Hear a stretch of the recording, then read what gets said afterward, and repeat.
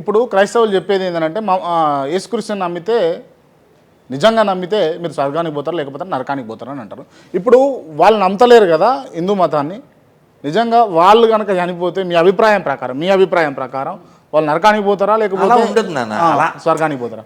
ఇప్పుడు బైబిల్లో వాడు గాడ్ అనేవాడు లేడు, వాడు సైకో. ఎవరు వాళ్ళు గాడ్ అనుకునేవాడు ఒక సైకో. ఇట్లా అనొచ్చా గురుగారు? వాళ్ళ మనోభావాలు దెబ్బతింటాయిగా. నేను నువ్వు జర్నలిస్ట్వే, మనోభావాలు దెబ్బతిన్నాయా? నేను నెమ్మదిగా ఇతను జర్నలిస్ట్ అండి అన్న, నువ్వు జర్నలిస్ట్వే అన్న, గట్టిగా అన్న.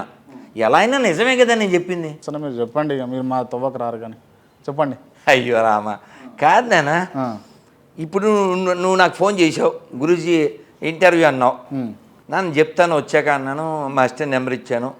సరే నేను ఇవాళ రమ్మన్నాను, పొద్దున 10 or 11 ఫోన్ చేసి నేను ఇవాళ రాలేను, అర్జెంట్, నేను వెళ్ళిపోవాలి, నాకు ఏదో చెప్పాను, క్యాన్సిల్ చెప్పాను. చెప్పిస్తావా ఏంది? నేను చెప్పించాం. సరే గురూజీ మళ్ళీ నెక్స్ట్ టైం అంటావు, అంతేగా. అంతే. నాకు ఇంటర్వ్యూ అయిపోతే నువ్వు నాశనం అయిపోతావు, నీ కారు యాక్సిడెంట్ అయిపోతావు, అలా అనం కదా.